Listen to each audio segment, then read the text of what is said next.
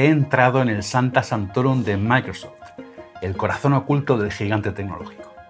En este laboratorio de investigación, donde todo ocurre bajo el más absoluto secreto, más de 1000 científicos, entre ingenieros, biólogos, químicos, físicos, trabajan en las tecnologías que transformarán las próximas décadas. Allí he mantenido una conversación fascinante con la persona que lidera este ecosistema de innovación, Ashley Llorens. Su historia rompe todos los esquemas. Es un músico que creó algoritmos de IA para los submarinos del ejército de Estados Unidos. Y también es un ingeniero que graba discos de hip hop mientras viaja por el mundo asignando presupuestos a las ideas más prometedoras. Hoy Ashley Llorens dirige la investigación en IA de Microsoft y nos va a contar cómo su equipo trabaja sin descanso para descifrar el lenguaje de la naturaleza. Su proyecto, hacer realidad que la IA realice nuevos descubrimientos científicos. Hola, ¿qué tal? Bienvenidos a un nuevo formato en mi canal. Esta nueva fórmula, consistente en conversaciones sobre el futuro, será un complemento perfecto para los vídeos que hemos hecho en los últimos años y que, por supuesto, vamos a seguir haciendo. Mi motivación principal para este nuevo formato es muy simple. Quiero trasladar las preguntas que me hacéis en vuestros comentarios a quienes pueden responderlas con mucho más criterio que yo. Por eso, mi equipo y yo estamos trabajando para traer a este canal a los verdaderos protagonistas del cambio que estamos viviendo.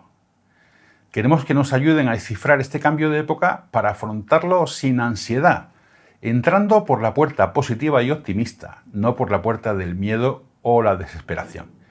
En todos los vídeos tendremos la versión en español y una versión en inglés, con lo cual puedes elegir tu idioma en la configuración de visualización para ver las conversaciones en el idioma que más te guste. Bienvenidos a Conversaciones sobre el Futuro. Suscríbete ahora para no perderte ninguna. Hola Ashley, ¿qué tal estás? Estoy bien, es un placer estar contigo. Estoy encantado de estar aquí contigo también hoy. Entiendo que antes de incorporarte a Microsoft estuviste en la Johns Hopkins University haciendo investigación, ¿verdad? Sí. ¿Hiciste allí investigación básica? Yo diría que fue algo a medio camino entre la investigación fundamental y aplicada.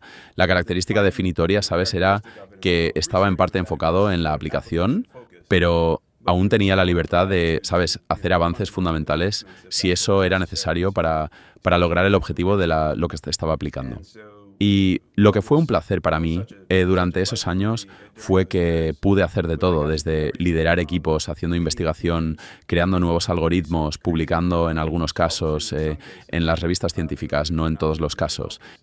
Y luego ver el ciclo de vida completo donde realmente trabajábamos con, ya sabes, múltiples equipos para implementar esos algoritmos, a veces en submarinos, vehículos submarinos autónomos y realizar experimentos en el mar. Así que pude ver todo el proceso de principio a fin. Entonces, Ashley, estamos aquí hablando de la IA o del Machine Learning aplicados al mundo real, ¿verdad? Al mundo físico, quiero decir. ¿Por qué crees que los algoritmos de inteligencia artificial de este mundo físico no están tan desarrollados como los algoritmos del lenguaje? Uno de los problemas es en qué están entrenados los algoritmos, ¿verdad? Están entrenados en lenguaje humano y entonces... De eso hay muchísimo. Y hay mucho lenguaje humano disponible que se puede encontrar en Internet a través de varias fuentes. Y así, la aparente inteligencia o lo que los modelos pueden generar es esencialmente una réplica estadística de patrones en el lenguaje humano. Y resulta que hay una buena cantidad de lo que consideraríamos inteligencia codificada en esos patrones de lenguaje, lo cual ha demostrado ser fascinante. Por ejemplo, que ahora tenemos modelos que pueden razonar, los llamados modelos de razonamiento, y puedo decir, genérame un informe sobre cómo esta política del gobierno de Estados Unidos es diferente de esa política del gobierno de Estados Unidos. Y puede irse durante media hora y regresar y darme un informe muy reflexivo. Y todo eso a partir de estudiar el lenguaje humano. Pero el mundo físico tiene un lenguaje propio y es diferente al lenguaje humano. Es el lenguaje de átomos y moléculas. Y cuando entrenas un modelo con el lenguaje humano, puedes encontrar descripciones de esas cosas, digamos, en artículos científicos. Pero resulta que eso no es un sustituto para aprender del fenómeno en sí. Y así, en realidad, esta es una de las áreas de la inteligencia artificial que más me entusiasman. La inteligencia artificial aplicada a acelerar el descubrimiento científico, creando modelos fundacionales que realmente puedan aprender el lenguaje de la naturaleza. ¿Qué quieres decir con eso del lenguaje de la naturaleza? Claro, sí. Déjame ilustrar la idea con un ejemplo. Claro. Por ejemplo, el descubrimiento de fármacos. Algunos de mis colegas en Microsoft Research crearon lo que llamaron un modelo de lenguaje químico y en lugar de tener fragmentos de palabras, tokens, como los modelos de lenguaje humano serían entrenados, tenía tokens que representaban las características de las moléculas. Entonces, cada token representaría los átomos y las partículas de las que las moléculas están hechas. Y así, al crear un modelo de lenguaje químico como ese, lo que podían hacer era esencialmente crear un modelo generativo que pudiera hacer tomar dos elementos. Tomar la biología de, digamos, una proteína de la enfermedad, en este caso de la tuberculosis, y la estructura específica del sitio donde quieres que una pequeña molécula de fármaco se una y las características reales de una molécula de fármaco actual. Y puedes poner esas dos cosas en el modelo y obtener propuestas para nuevos medicamentos que apunten a el mismo sitio de unión. Entonces, ¿por qué querrías hacer eso eventualmente? Bueno, tenemos la tuberculosis, por ejemplo. Está experimentando un resurgimiento debido a la resistencia a los antibióticos, ¿no? Entonces, tienes un medicamento que ha funcionado en el pasado, pero está volviéndose menos eficaz y puedes decir, esto es a lo que se une. Este es el medicamento actual. Proponme algunos nuevos candidatos. Y así que realmente trabajamos con colaboradores para hacer esto y para sintetizar algunos de los candidatos más prometedores. Y resultó que tenían propiedades de unión más fuertes en realidad que el medicamento original. ¡Wow! Entonces, cuando digo aprender el lenguaje de la naturaleza, aprender el lenguaje de la química, aprender el lenguaje de la biología, ser capaz de hacer cosas como proponer nuevos candidatos a medicamentos, proponer nuevos materiales con propiedades deseadas e incluso predecir el clima o fenómenos naturales de nuevas formas. ¡Qué barbaridad! Tenemos mucho de lo que hablar. Bueno, y sales de la Johns Hopkins y ¿cómo llegas a Microsoft? Porque tú eres un académico, ¿no? O un investigador. Me describiría como alguien cercano al ámbito académico. Vale. El laboratorio de física aplicada en Johns Hopkins es justamente eso, es un laboratorio aplicado y desarrolla sistemas reales. Y esa es su función principal, desarrollar nuevas tecnologías para cosas como la salud y la seguridad nacional. Y así, nosotros éramos parte de la Universidad Johns Hopkins, así que trabajé estrechamente con miembros de la facultad y llegué a ser el director fundador del Centro de Sistemas de Inteligencia para el Machine Learning, la robótica y la neurociencia. Hice eso durante varios años y sí, pasé bastante tiempo allí. Casi 2 décadas, de hecho, en el laboratorio de física aplicada. Nunca me aburrí y fue un tiempo, fascinante. Pero tuve la oportunidad de conocer Microsoft Research en los últimos años en la Johns Hopkins y lo que realmente me atrajo de esta oportunidad fue la cultura de Microsoft Research. Lo que es diferente es que tienes a los mejores y a los más brillantes en muchas disciplinas distintas, en muchas geografías diferentes. Tenemos laboratorios y oficinas alrededor del mundo y empoderamos a esas personas para que ellas elijan cómo tener impacto, en qué quieren trabajar.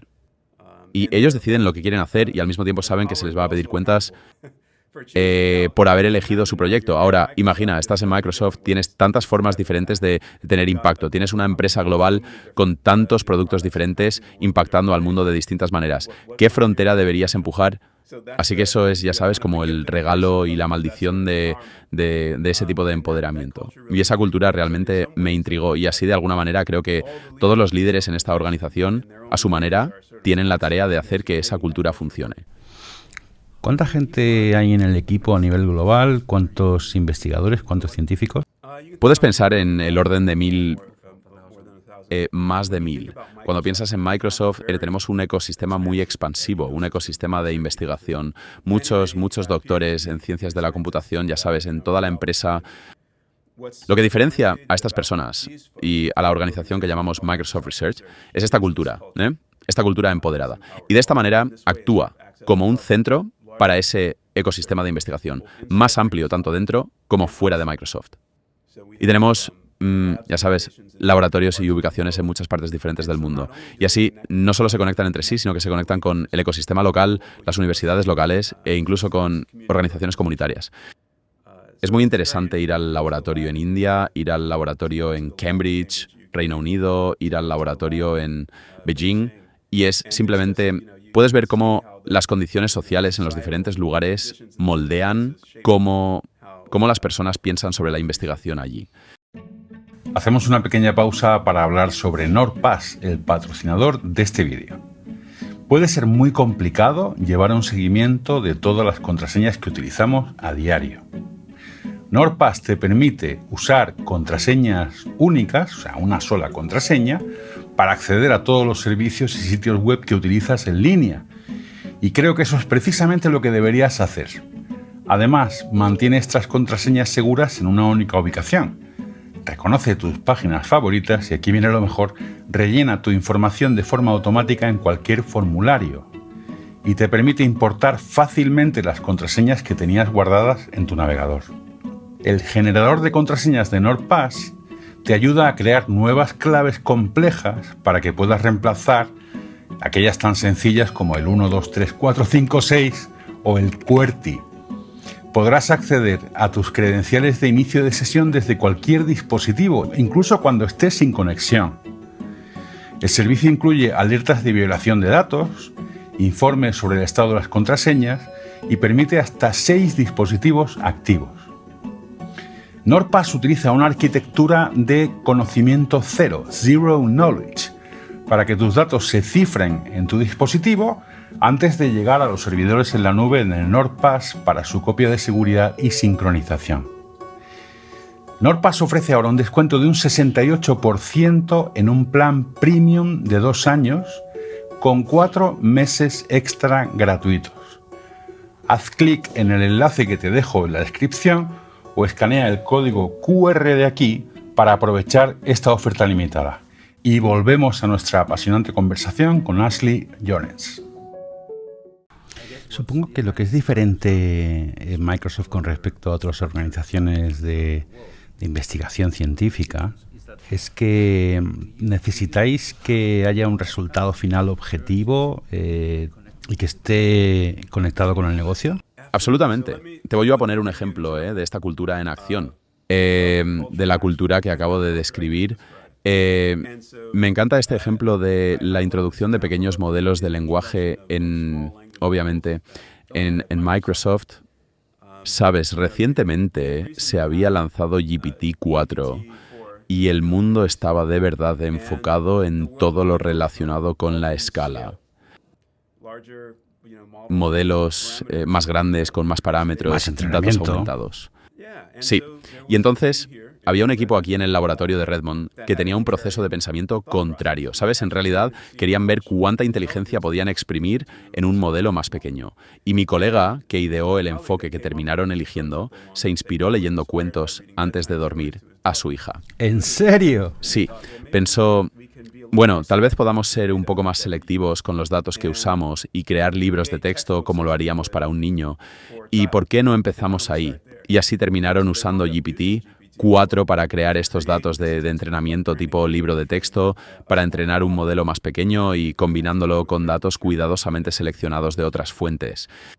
Y así, Phi 1 fue una especie de prototipo de investigación en el sentido de que esto fue solo, todo se está moviendo tan rápido, esto fue hace solo un par de años y hemos anunciado recientemente, ya sabes, varias generaciones más adelante para la serie de modelos Phi y ahora es un producto de Microsoft. Si compras un portátil Surface, está ejecutando la serie de modelos Phi.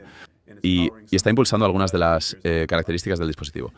Y así, ese es un ejemplo de la cultura en acción, comenzando con una idea original, tal vez algo que no se ajusta del todo a la forma de pensar de otros en ese momento, y termina generando algo que impacta a la sociedad a través de los productos de Microsoft. Supongo que tienes una visión general de lo que los investigadores de Microsoft están haciendo en el mundo, ¿verdad? ¿Cuáles son las áreas en las que estáis trabajando ahora mismo?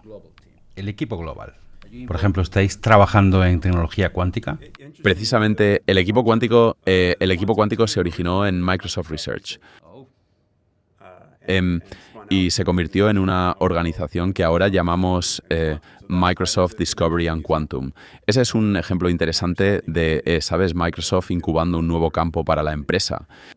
En general, yo diría que lo que Microsoft Research está haciendo es investigación en computación. Investigación en computación, lo cual tiene sentido. Quiero decir, estamos en el negocio de las tecnologías de la información, pero a lo largo de los años lo que hemos visto es que la investigación en computación se ha vuelto muy interdisciplinar. Entonces, al perseguir la investigación en computación ahora, obviamente tienes científicos de la computación, aunque acabo de darte un ejemplo de inteligencia artificial para la ciencia. De hecho, tengo muchos colegas que son científicos naturales o adyacentes a las ciencias naturales o que están en la química computacional, la biología computacional. Tengo muchos colegas que son científicos sociales. Así que hablé sobre cómo, ya sabes, los laboratorios inmersos en sus diferentes geografías respectivas, cómo eso influye de alguna manera en cómo piensan sobre su investigación. Y en cada caso tienes ciencias sociales, científicos sociales pensando en los problemas sociales y la intersección de la computación y cómo avanzamos la sociedad. Así que realmente es un esfuerzo interdisciplinar amplio a través de geografías y muchas otras fronteras. ¿Qué te parece si hablamos sobre el estado de los modelos fundacionales? Acabas de mencionar, por ejemplo, los modelos diminutos que Microsoft está creando. ¿Qué papel van a tener los pequeños modelos en el futuro inmediato de la inteligencia artificial? ¿Cómo ves estos modelos operando en el mundo real?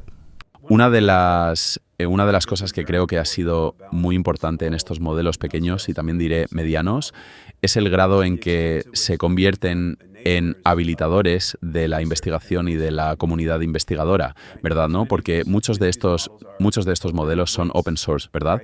Estos modelos se lanzan y están licenciados de una manera que otros investigadores pueden construir sobre ellos. Y así, cuando realmente sigues la historia de la ciencia y la tecnología a través de los siglos, es un esfuerzo comunitario, ¿sabes? Es una cultura, una especie de cultura global de innovación. Es gente construyendo sobre el trabajo de los demás y así, incluso más allá de cualquiera de las contribuciones propias de los modelos originarios, han sido habilitadores muy importantes para las comunidades amplias de ciencia abierta y código abierto.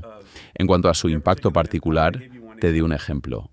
Cada vez que tienes una situación donde quieres inteligencia, pero necesitas que ocupe muy poco espacio, tal vez ese espacio sea una huella computacional, porque quieres que funcione en un portátil que no está conectado a Internet o en un teléfono que no está conectado a Internet, o tal vez sea un paquete de energía donde, ya sabes, solo tienes una capacidad mínima de energía.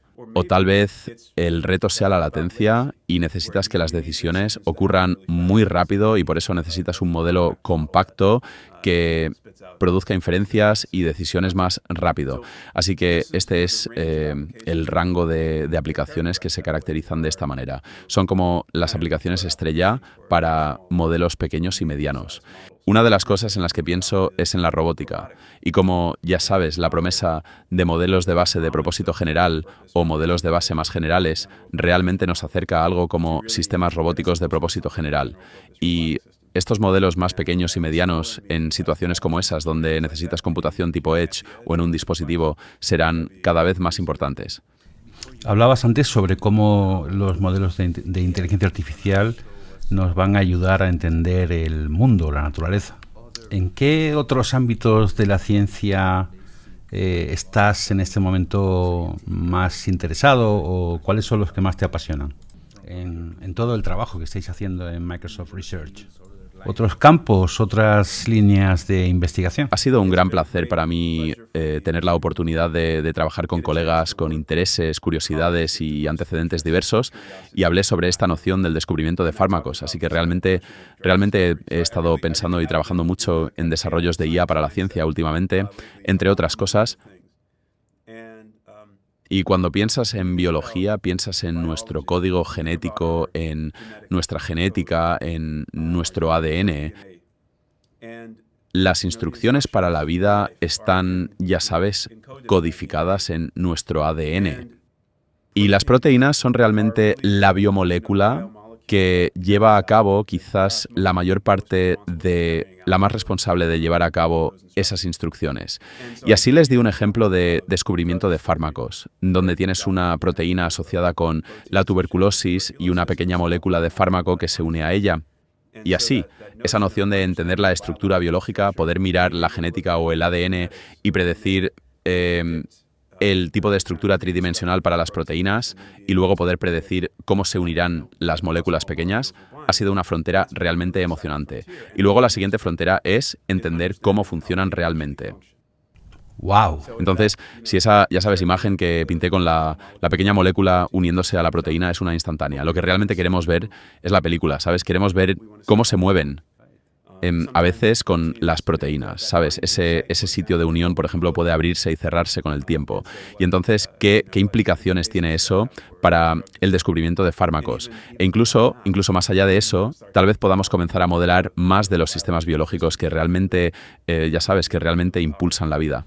A estas alturas tenemos una percepción o una intuición correcta, creo, sobre los modelos de lenguaje y lo que los modelos de lenguaje pueden hacer. Vemos fascinante lo que los modelos de lenguaje y aplicaciones como Copilot pueden hacer para nosotros.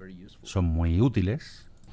En comparación con los modelos de lenguaje, ¿cómo categorizarías tú el nivel de rigor y el nivel de impacto de la inteligencia artificial aplicada a la ciencia? ¿Están estos modelos científicos a un mayor nivel que los modelos de lenguaje o viceversa? Yo diría que va a ser absolutamente específico para la aplicación. Sabemos que con los modelos de lenguaje obtenemos inferencias y generaciones del modelo que están basadas en hechos o datos y han mejorado cada vez más, pero todavía tenemos un problema de alucinaciones, ¿verdad? Por cierto, ¿estáis trabajando en eso? Ciertamente muchos colegas en Microsoft Research están trabajando en eso. ¡Buena cosa! Bueno, mira, cualquiera que esté trabajando en modelos de lenguaje y modelos fundamentales está trabajando en ello a su manera, ¿verdad? Porque solo porque tienes algún sistema que estás tratando de crear y tiene algún rendimiento que necesita lograr, tiene algunas, ya sabes, medidas de ese rendimiento y estás tratando de optimizar la medida. Estás tratando de aumentar la precisión, ya sabes, disminuir los errores. Así que, en cierto sentido, eso es algo inherente al pasar de un modelo a un sistema que cumple un propósito. Pero cuando haces cosas de alto nivel con el modelo, como mi esposa esta semana estaba usando Copilot para planear nuestras vacaciones y está bastante bien. Está bien. Sí, bueno, tal vez algún precio esté mal. En realidad, una de las cosas en las que se equivoca son los precios, porque, como sabes, los precios fluctúan. Entonces, no obtiene los precios del todo bien, pero en general es muy útil. Y luego, ya sabes, tomas la información y luego vas y haces algo más preciso cuando estás en el punto final ya de reservar el viaje o algo así. Y diría que, en su mayor parte, en cualquier aplicación se da el mismo fenómeno. Tienes que, ya sabes, más o menos saber en qué te estás metiendo, saber qué esperar, saber dónde puedes aplicar estos sistemas y qué nivel de precisión esperarías de ellos. Hay mucho debate ahora sobre la hipótesis de que los modelos de lenguaje se estén topando con un muro. No están mejorando a la velocidad a la que lo hacían antes. Primero, me gustaría conocer tu opinión sobre ese tema. Y en segundo lugar, me gustaría saber en qué líneas de investigación estáis trabajando vosotros para mejorar las capacidades de los modelos de lenguaje. Bueno, yo creo que lo que observamos es que todavía estamos viendo los beneficios de escalar la cantidad total de computación que se utiliza en estos modelos, que se utiliza en una respuesta que obtienes del modelo. Existía esta noción de un muro y luego llegó la innovación para un tipo de tiempo de inferencia, razonamiento y pensamiento. Y esa fue una manera, ¿sabes?, una nueva forma creativa de obtener más computación, más ciclos de computación en tu respuesta. Y esto vuelve a lo que decía antes sobre la necesidad de una cultura de innovación, ¿sabes? Nosotros, en la historia de la tecnología, desde la imprenta hasta, ya sabes, la computadora personal y el Internet, tienes una comunidad global de ciencia y tecnología construyendo sobre el trabajo de los demás, ideando la próxima buena idea. Y por eso no veo ninguna razón por la que ese proceso se detendría aquí. Y eso es parte de lo que observo, obviamente. aquí en Microsoft Research. Construimos sobre las ideas de los demás, buscando cuál es la próxima buena idea. O sea que, si entiendo bien, estás diciendo que los modelos van a seguir mejorando en la medida en que la capacidad de computación, el poder computacional se siga ampliando, ¿verdad? ¿Y qué pasa con los datos? ¿Es cierto que hemos consumido ya toda la información disponible en el mundo? Bueno, hay todavía mucho espacio para la innovación, ¿verdad? Están los datos sintéticos. Volveré al ejemplo de Phi. Un ejemplo de datos sintéticos es usar un modelo que ha sido entrenado como GPT-4 para generar datos de entrenamiento para un modelo más pequeño. Y para la serie Phi fue la motivación de la idea de los libros de texto. Esos son datos sintéticos. Fue generado por el modelo. En robótica, una de las áreas en las que estamos trabajando es la idea de las esmulaciones. Puede ser menos costoso hacer que los robots, un sistema robótico, haga algo muchas veces en simulación que lograr que esa misma clase de experiencia física la haga en el mundo real. Y ese es otro ejemplo de datos sintéticos. Entonces, los datos sintéticos pueden tomar diferentes formas, pero siempre estás moldeando, estás moldeando los datos de alguna manera, o estás generando los datos a partir de un modelo estadístico como un modelo más grande, creando datos para entrenar un modelo más pequeño. Interesante. ¿Dedicas tiempo a pensar en el concepto este de inteligencia artificial general o superinteligencia? Si pienso en el origen del término inteligencia artificial en la década de 1950, esta noción de llegar a un sistema de IA que sea tan inteligente como una persona ha sido una inspiración fantástica para el campo. Y creo que ese objetivo audaz es parte de lo que ha inspirado a todas estas generaciones de científicos a seguir adelante. Por eso yo prefiero no criticarlo. Lo que sea que la gente encuentre inspirador para establecer una estrella del norte y apuntar a eso. La forma en que lo pienso, sin embargo, es que no estamos tratando de crear una máquina que sea inteligente por sí misma. Estamos tratando de aumentar la inteligencia humana. Interesante. ¿Verdad? Estamos tratando de crear herramientas útiles para las personas, ya sabes, herramientas cognitivas en este caso. Y entonces, cuando pienso en la estrella del norte que me inspira, eso es lo que me inspira. Y puede ser que necesitemos, ya sabes, una asistencia más inteligente para llegar ahí. Pero tenemos que pensar en desarrollar el sistema de formas que sean, en última instancia, útiles para las personas y mover la sociedad hacia adelante en las formas a las que aspiramos. Un aspecto que me ha llamado mucho la atención es que escribís papers científicos en Microsoft Research, como se hace en el mundo académico. ¿Puedes explicarnos esto? ¿Cuál es el motivo por el que una organización multinacional con billones de dólares en ingresos desarrolla investigación, la abre al mundo y hace que esa investigación esté disponible para todos? ¿Por qué lo hacéis? ¿Es Microsoft Research parecido a una universidad en ese sentido? Sabes, describí antes la importancia de una comunidad global de investigación en ciencia y tecnología que se basa en las ideas de los demás. Así es como logramos el progreso en ciencia y tecnología.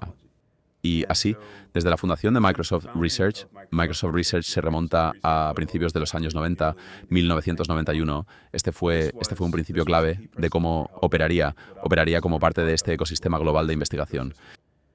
En cuanto a los desafíos que asumiríamos, en última instancia, estarían dirigidos a desarrollar el negocio de Microsoft y la sociedad, ¿verdad? Juntos. Y así es en los problemas que seleccionamos para resolver en qué beneficiamos al negocio. Pero sentimos que es una ventaja competitiva, de hecho, poder trabajar muy de cerca con la academia, y eso es algo que hemos hecho a lo largo de nuestra historia. Abrís vuestras investigaciones al mundo, a cualquiera, y también recibiréis feedback. Eso es, en algunos casos, parte de cómo los proyectos de software de código abierto, por ejemplo, maduran. Es cómo otras personas contribuyen a ellos.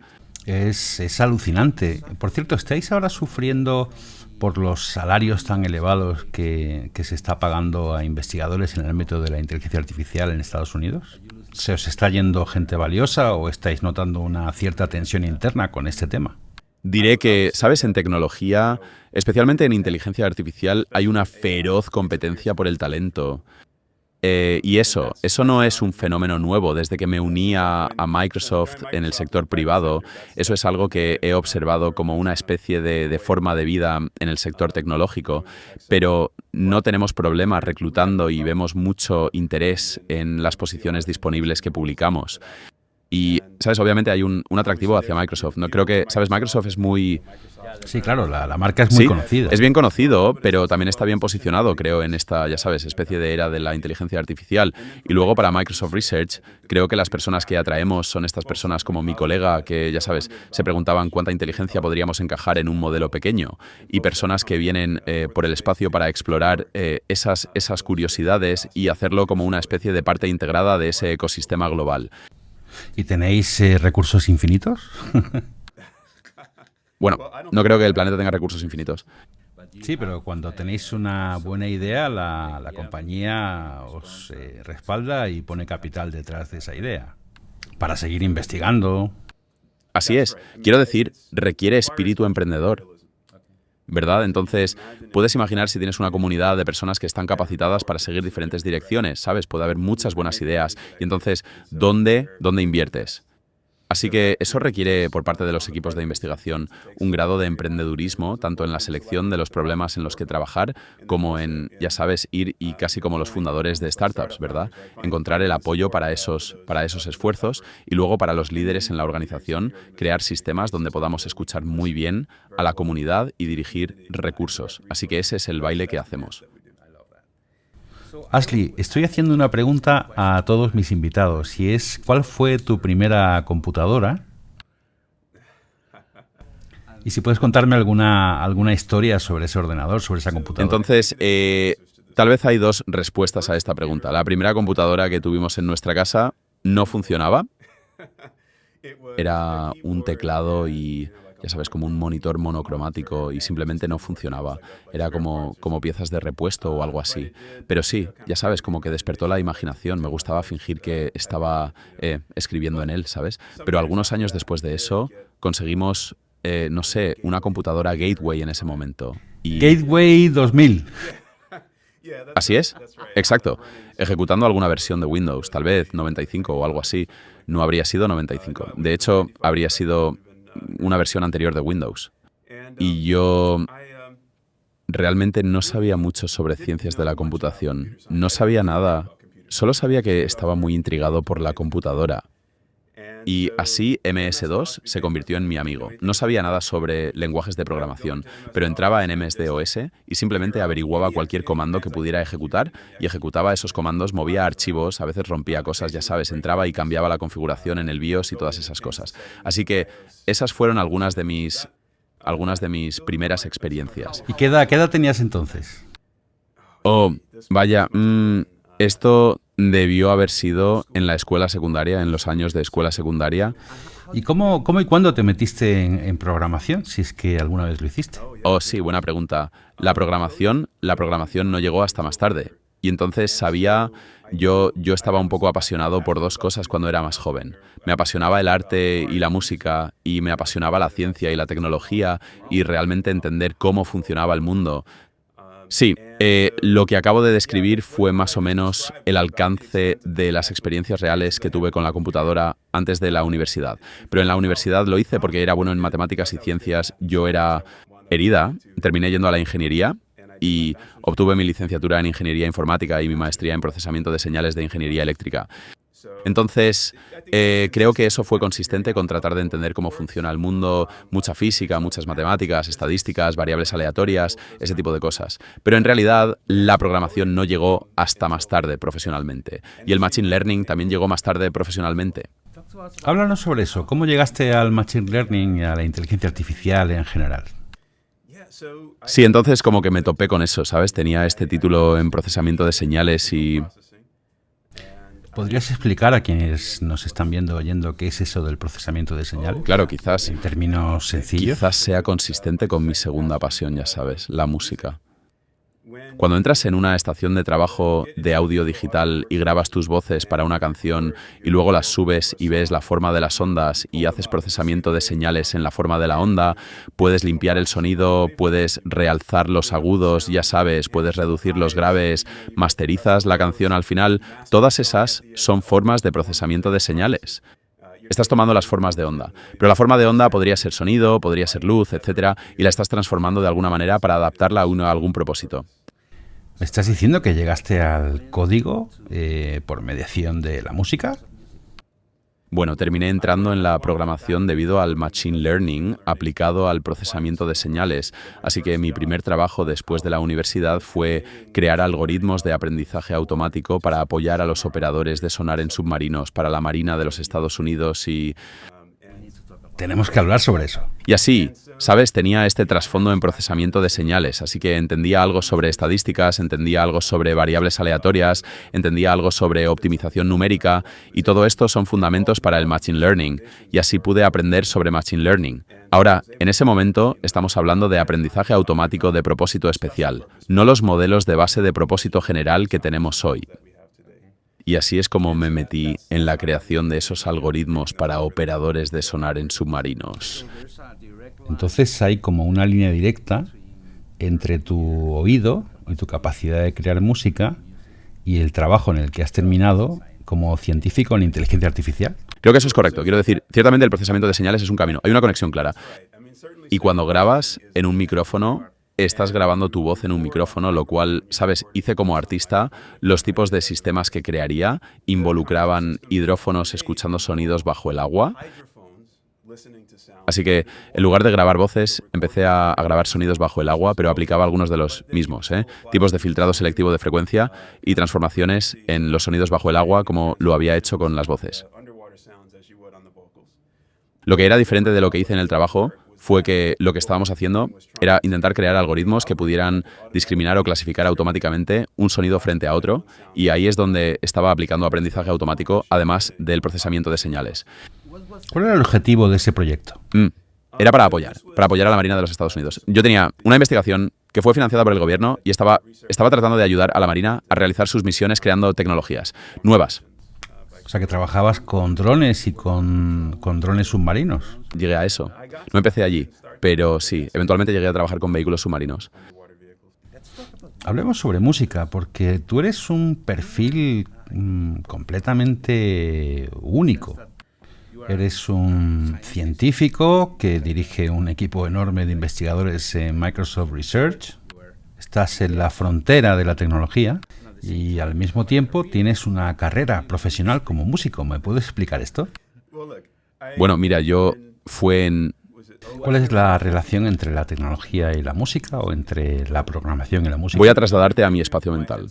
De acuerdo. En 2005, así que este fue el año en que obtuve mi maestría en procesamiento de señales de ingeniería eléctrica y el año en que lancé mi primer álbum. ¡Wow!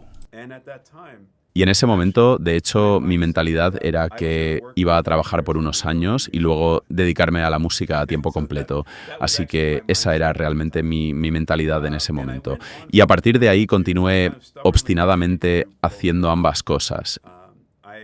Yo, por ejemplo, trabajaba muy duro en el laboratorio un jueves y luego tomaría un avión a Ámsterdam un viernes y haría una firma de discos en una tienda de discos. ¡Wow! Y ya sabes, actuaría en un festival o algo así. Un jueves volvería para, ¿sabes?, hacer algo equivalente, como un espectáculo en diferentes lugares. Así que, ya sabes, hacía ambas cosas porque era muy terco. Lo que pasó es que mi plan cambió cuando descubrí el Machine Learning y la inteligencia artificial. Y me divertí mucho más de lo que pensé que lo haría y creo que pude expresarme profesionalmente de maneras que no había pensado posibles como estudiante universitario. Esa creatividad, ese espíritu emprendedor, ese empujar los límites, pensé que necesitaba tener un papel fuera de las instituciones para hacerlo realidad. Y descubrí que una carrera en investigación podría satisfacer esa necesidad para mí. Alucinante. ¿Puedes dedicar unas palabras a padres y a la gente joven? Muchas personas que ven mi canal me preguntan cuál es el futuro del trabajo. ¿Cómo podría aconsejar a un hijo o a una hija que está pensando en la universidad?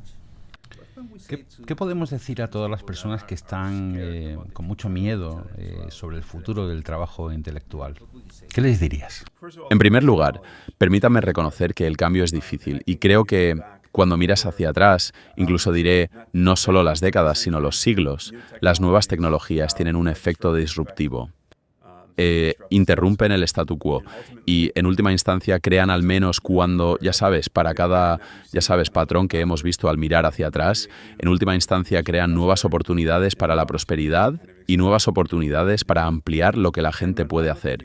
Y cuando miro el avance de la inteligencia artificial, no veo razón para pensar, para esperar un patrón diferente.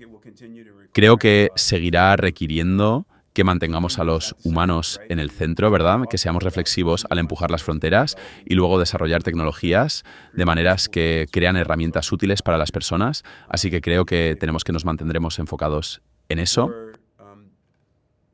Para, ¿sabes? Mirar dónde es probable que veamos disrupción o dónde es probable que veamos los beneficios. Me gusta mirar a las personas y las formas en que las personas usan la tecnología más que la tecnología en sí misma. Y como que obtienes esos, como que sacas una idea de esos patrones donde la gente encuentra la tecnología muy útil, donde es difícil, ¿sabes? Que la tecnología haga lo que la gente hace y esos creo que tienden a ser los roles que serán, ¿sabes? Como consistentes en el tiempo.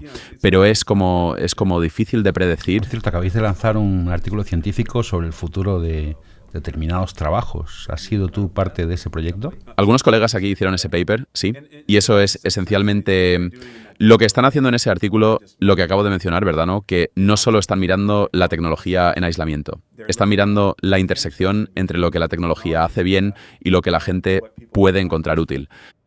Y así creo que esa es una buena manera de intentar predecir dónde la gente va a adoptar estas herramientas y, por lo tanto, dónde vamos a ver alguna evolución en la forma en que la gente hace las cosas hoy. ¿Eres optimista sobre el futuro? Sí, soy culpable. Soy culpable de ser un tecno-optimista. Yo creo que desde que era niño estaba emocionado y optimista por el papel que juega la tecnología desde entonces. Viendo películas de ciencia ficción, creo que muchos investigadores y científicos se inspiraron primero en las obras creativas y la ciencia ficción. Pero creo que como científicos debemos mantenernos anclados tanto en las oportunidades como en los riesgos y asegurarnos de que estamos nuevamente impulsando la tecnología de manera responsable. Una de las cosas en las que pienso mucho es cómo podemos asegurar que esta revolución tecnológica llegue a todos. Sabes, en Microsoft hablamos de empoderar a todos en el planeta. Ese es un objetivo bastante audaz. Y en algunos lugares de la sociedad, la cultura de las personas, los idiomas de las personas no están tan bien representados en los conjuntos de datos que recopilamos y entrenamos. Esto es, entrenamos la inteligencia artificial. Así que esta es una de las cosas en las que pienso mucho. De hecho, estoy agradecido de que tengo colegas en India, lugares como África, ahora lugares como el sudeste asiático. Y a través de, ya sabes, el avance de la informática, a través de las ciencias sociales y las intersecciones, podemos pensar en cómo la tecnología puede servir a esas personas también. Ashley Llorens, muchas gracias. Ha sido un honor compartir este rato contigo. Nos despedimos ya. La conversación ha sido fascinante. Le agradezco mucho tanto a Ashley como a Microsoft la oportunidad de hablar con él y nos vemos en el siguiente vídeo. Chao.